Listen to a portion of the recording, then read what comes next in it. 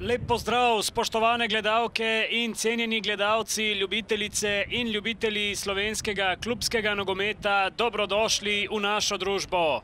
Končno smo jo dočakali, tekmo 18. kroga prve lige Telekom Slovenije med nogometnim klubom Ankaran Hrvatini in nogometnim klubom Aluminij iz Kidričevega. Suljić do Mateja. Vodeb je sprejel podajo, Vodeb strelja prek gola. Zdaj pa priložnost za Aluminij.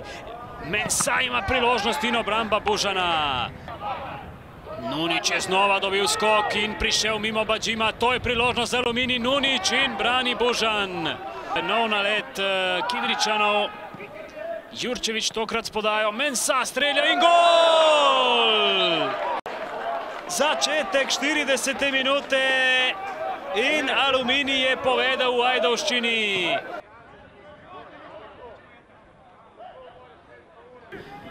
Kolega Marko Premrl prihaja od tam in pravi, da to sploh ni burja.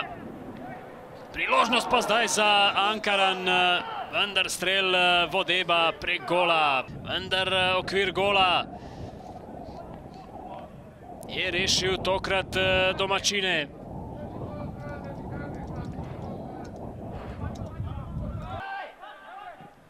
Matošević znova dolgo podajo, tam skače Pahor, pa priložnost za Gerca in gol!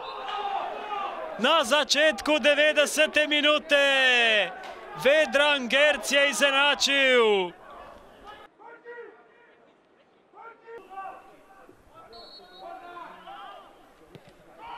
Marinšek na kratko do Petroviča, ki pošilja žogo pred gol in ni zadev.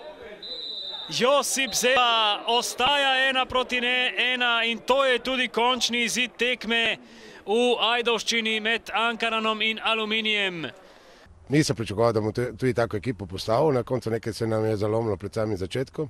Upajmo, da do sobote bo še to v redu in da bomo lahko potem malo boljše, pravim, zgodba je pač taka, kad je. Tudi smo nekako uspeli sestaviti približno nekako enajsterico, ampak ni bil začetek tudi slab, imeli smo par svojih zadev, Vodeb je imel to, ampak smo potem nekako začeli popuščati. Začeli smo s piko, gremo naprej, upajmo do sobote, da bomo imeli širši kader in da bomo provali potem odigrati malo boljše tekmo, kot smo danes odigrali, ampak za borbenost, korektnost tudi fantom, pravim, moramo, pravim, jim čestitati in upamo, da bo v drugi tekmi še boljše. Ja, res je.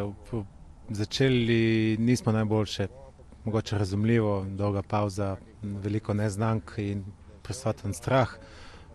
Zanimivo pa je, da tu najmlajši član ekipe pa tega straha ni kazal od prve minute dalje.